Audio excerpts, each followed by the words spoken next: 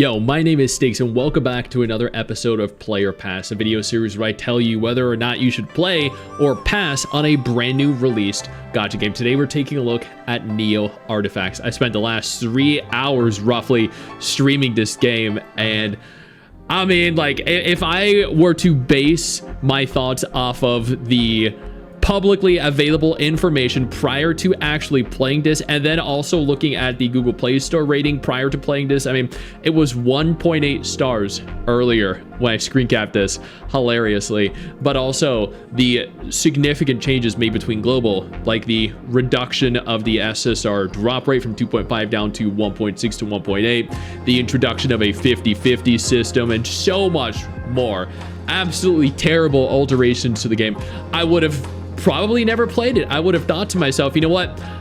I should probably avoid playing the game because these are all absolutely terrible changes, alterations that we should never, ever support.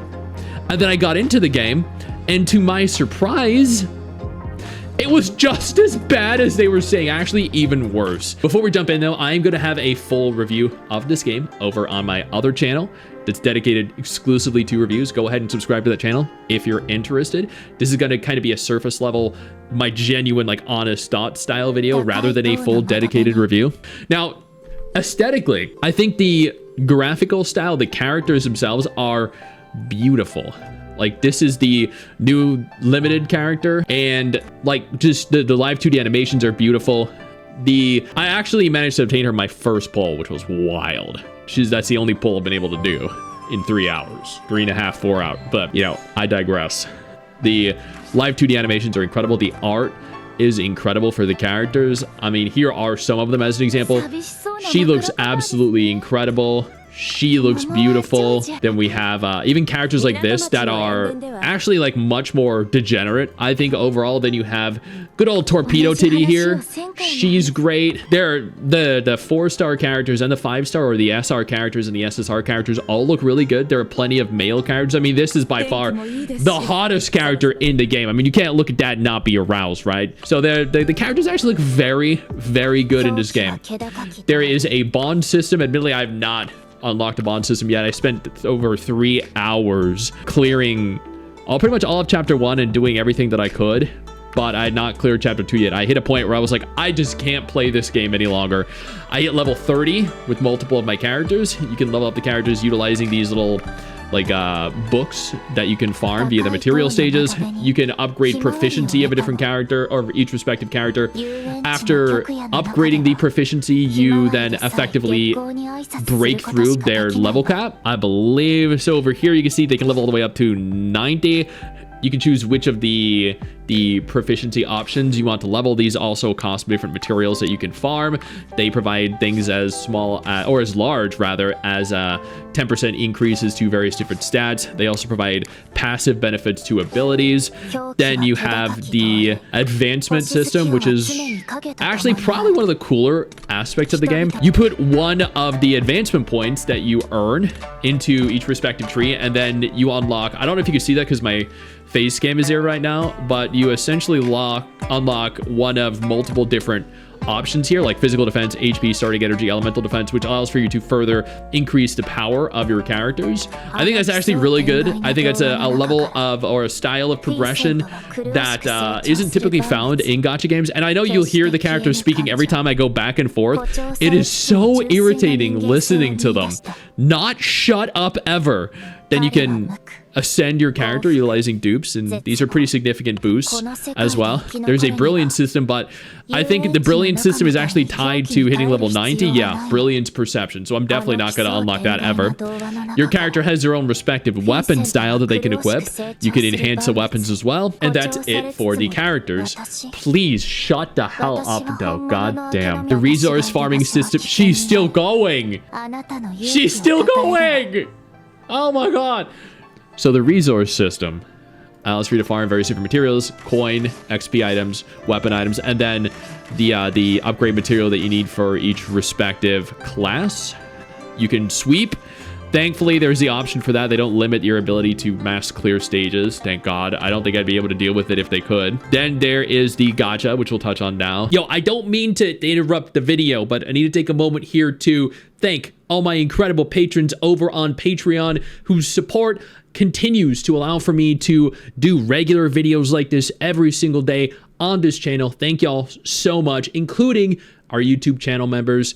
You guys mean the world to me. So do you guys as viewers as well. Now, without further ado, let's continue. The inclusion of the 50/50 is fucking abhorrent. Absolutely ruins any satisfaction you might have from the gacha. So there is a 50/50 present. The banners seem to last for 14 days total, then a new one will roll over. They, for whatever reason, decided to reduce the rate of the unit acquisition, which again is, I think, absolutely abhorrent. So the characters now have a 1.6% chance of unit acquisition rather than the 2.5 that China had. That's terrible. There's a 50/50 now. The pity is at 70, which means that at 70, you have a 50% chance of acquiring the limited banner character, and if you don't, you gotta go all the way to 70 again, which is really depressing. Then there's this option down here, which allows for you to win like small little bonuses after clearing a certain number of pulls or character redemptions or, character obtainments. There is the event feature. There's literally barely anything here. You barely got any rewards either. Like, legit, I got 3 singular pulls for the pre-registration milestones, and then for the pre-registration rewards, and the pre-registration milestones gives you a 10 pull and a skin rather than like an SSR character or an SSR selector. You get a 10 pull. Yeah. So the archives I thought was going to be cool because you were going to be able to look through your collection of waifus, but nope, you can't do it if you haven't unlocked them, so you can't see how good or bad the characters look. That was super depressing. One thing I do like, though, and I will point this out, it's not available right here now, but with the gacha, you do get a free 10 pull initially, and you can re-roll up to 30 times to attempt to get the characters that you want.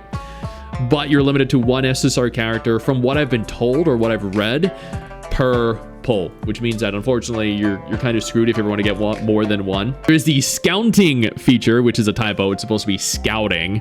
That's another form. If you've ever played Arknights, it's kind of like Arknights. You essentially, well, my scouting slots are full. I don't know if it's gonna let me. I guess it won't let me. It won't let me instantly complete them. I have the currency too, but it just won't let me open the fucking feature. Okay, that's terrible. But essentially, what it does is it allows for you to do like a special kind of pull that doesn't utilize the normal pull currency, and instead utilizes scout letters, which you get by just playing the game, just like Arknights. But unlike Arknights, which gives you like multiple options like defensive or ranged or healing or something, there are no like real subsets of class or class archetype that you can utilize to input like the kind of character you want to pull for, which is very disappointing. And very disappointing I can't even access that right now. There's a shop. There's a lot of pay to win here. This is a very pay-to-win gacha game. There are plenty of skins here as well. There is the battle pass. There is actually an option in the shop as an additive to the battle pass. It's called the boosted attendance certification. This allows for you to earn 2 times rewards for all check-in events for $5, which means anyone that pays that is going to get 2 times all the rewards for checking in. That's absurd. There's an arena feature. Haven't unlocked it yet. I honestly don't want to, given how pay-to-win the game is. There's the private. I can't read what that says, but it's tied behind 2-3. I'm never going to do that because it's just absolutely terrible. Apparently, I've never clicked the exchange yet, but it seems to be your typical shop where you expend the various different currencies you've acquired, like the gray opal market, where you can purchase transfer tickets, special transfer tickets, etc., etc. The specialty market for various different resources. Recruitment market, where you can also buy pulls for the basic analysis report currency. The story itself is so bad. I'm just like, while talking about the story, I'm gonna play just some footage of the story in the background just so you guys could see it, because I'm not gonna go through the story all over again. That was horrible. But effectively what it is the worst localized story you could ever imagine, with AI translated text, with just absolute cringeworthy conversations.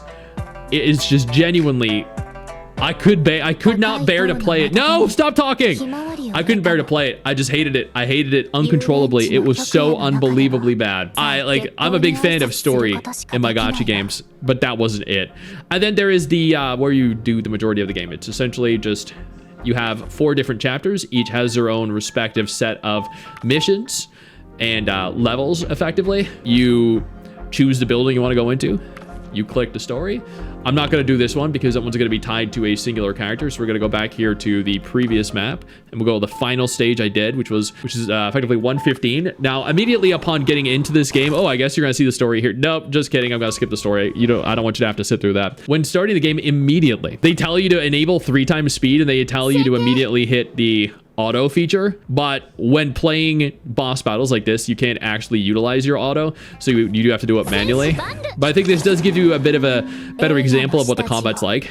Each character has their own unique class archetype, so like she's an archer, then you have support, you have close range melee. They each have their own respective abilities. They have special abilities that you can utilize from various different ranges that occupy various different tiles. This is a grid-based game, so you position your characters where you can make most use of their abilities. So she can attack from a distance here. There are characters that can only attack from close range. From what I've seen, in some instances, a lot of instances, you cannot actually attack diagonally, which is really, really annoying. But the no-cost ability here, as you can see, actually allows for you to hit targets further down the line you wouldn't be able to otherwise, but this does go on a very large cooldown. And then that's like literally that's the combat.